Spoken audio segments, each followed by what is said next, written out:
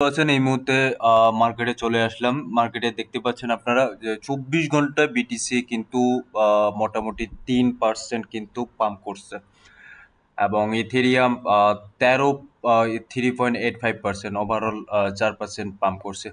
তো সবকিছু মিলিয়ে যদি দেখা যায় সেক্ষেত্রে কিন্তু প্রত্যেকটা কয়েন ম্যাক্সিমাম কয়েনে কিন্তু পাম্প করছে। তো আপনারা যারা আমার টেলিগ্রাম চ্যানেলে যুক্ত আছেন তারা হয়তো বা জানেন আমি এখানে বলছিলাম আপনারা এই জায়গায় দেখেন যে মার্কেট পাম্প এবং নাম সাইডওয়েজ আছে। এই মুহূর্তে সপ্তাহ শুরু না হওয়া পর্যন্ত কিছু বলা যাবে না মার্কেট কোন দিকে যাবে। তো সপ্তাহ শুরু হয়ে গেছে এবং কি মার্কেটের মুভমেন্ট কিন্তু শুরু হয়ে গেছে। আমি এই কথাটা কিন্তু বারবার আমি বলছিলাম যে সপ্তাহ শুরু না হওয়া পর্যন্ত কিন্তু মার্কেটের কি অবস্থা সেটা বলা যাবে না। তো যাই হোক, আপনারা হয়তোবা আমার ভিডিওতেও এই কথাটা শুনছেন যে আমি বলছি বারবার যে সপ্তাহটা আসুক সপ্তাহটা আসুক। তো চলে আসছে সপ্তাহ। সপ্তাহের যে নতুন ক্যান্ডেল তৈরি করছে সেখানে আমরা অবশ্যই মার্কেটকে দেখতে পাচ্ছি এই মুহূর্তে মার্কেটটা কোন জায়গায় দাঁড়িয়ে আছে। তো চলুন দেখে আসি মার্কেটের সিচুয়েশন বা অবস্থানটা এই মুহূর্তে কোথায়। এখানে আমি 4 ঘন্টা টাইম ফ্রেমে নিচ্ছি। 4 ঘন্টা টাইম ফ্রেমে নেওয়ার পর আমি যদি এখানে দেখি যে মার্কেট এখানে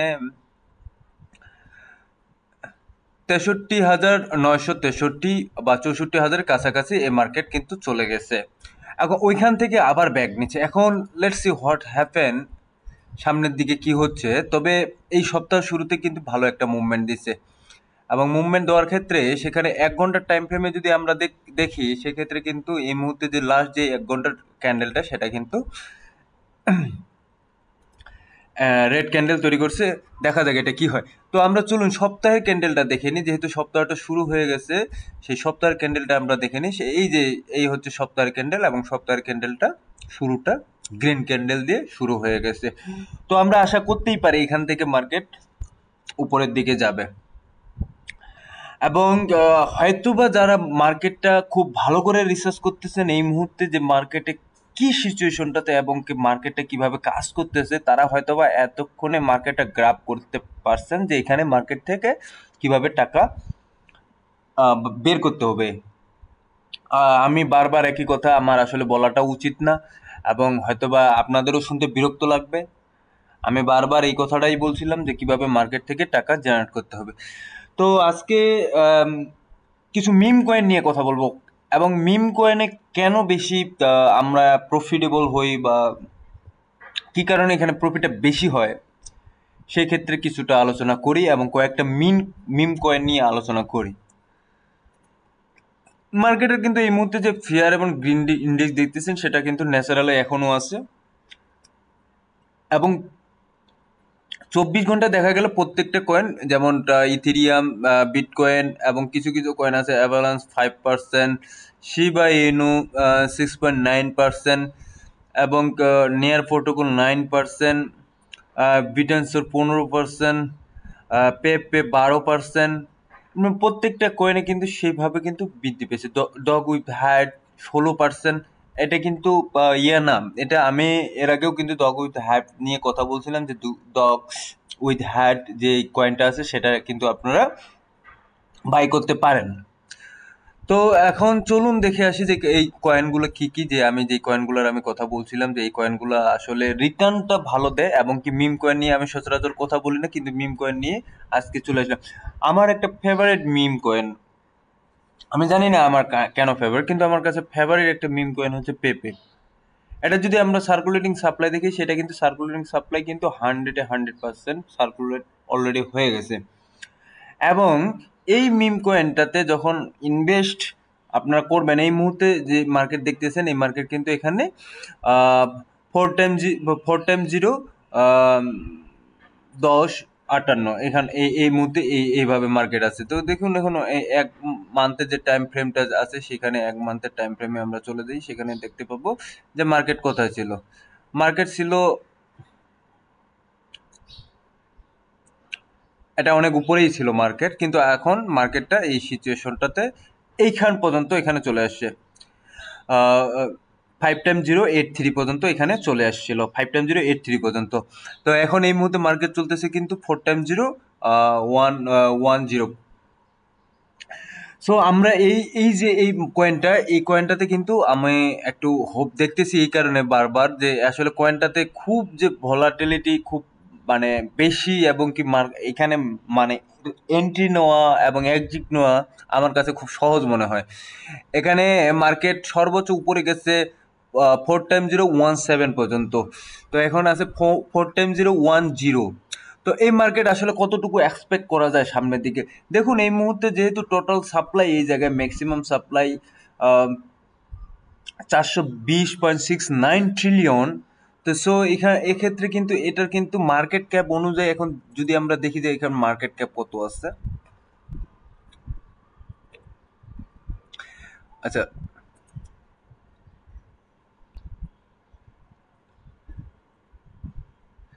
মার্কেট ক্যাপ আছে কিন্তু 4.445 বিলিয়ন, ঠিক আছে।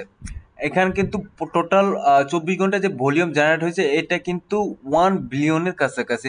সো এই মার্কেটটা আসলে কতটুকু পর্যন্ত সামনের দিকে অগ্রসর হইতে পারে, তো এটা এখন যতদূর এক্সপেক্ট বেশি রাখা যাবে না, তো তারপরে যে এক্সপেক্ট থাকে সেটা হচ্ছে 3x010 পর্যন্ত, 3x010 পর্যন্ত এটা রাখাই যায় মার্কেটের মধ্যে এক্সপেক্ট।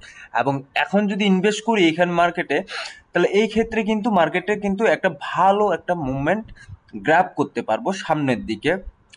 এবং কেন মিম কয়েনে সবচেয়ে বেশি আমরা ইনকাম জেনারেট করতে পারি? কারণ এটা মার্কেটের ভলাটিলিটি অনেক বেশি, এবং খুব দ্রুত মার্কেট উপরের দিকে যায় এবং খুব দ্রুত মার্কেট নিচের দিকে আসে, কিন্তু আমাদের এই জিনিসটা গ্রাব করতে হবে।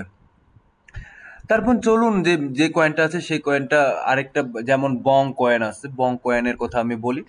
কারণ বং কয়েনের কিন্তু সার্কুলেটিং যে সাপ্লাই এবং টোটাল সাপ্লাই এখানে আপনারা দেখতে পাচ্ছেন, এবং এইটার যে মার্কেট এই মুহূর্তে 4x023 পর্যন্ত আছে।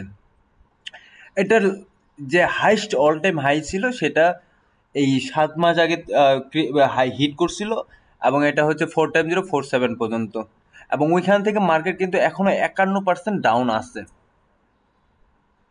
মার্কেট কিন্তু ওইখান থেকে আবার 51% ডাউন আছে।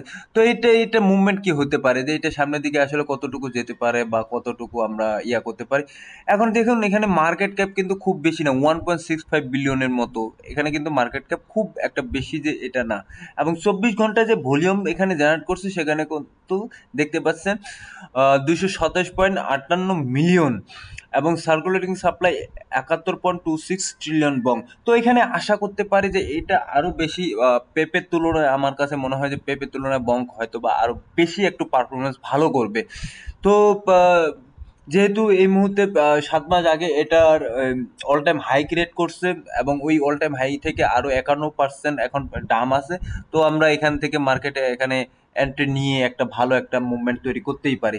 কিন্তু এখানে দেখুন এই মুহূর্তে যে মার্কেট আছে, এই মুহূর্তে মার্কেট যদি আমি দেখি 7 দিনের মার্কেট বা একদিনের মার্কেট, দেখুন একদিনে কিন্তু এটা 12.38% কিন্তু পাম্প করছে।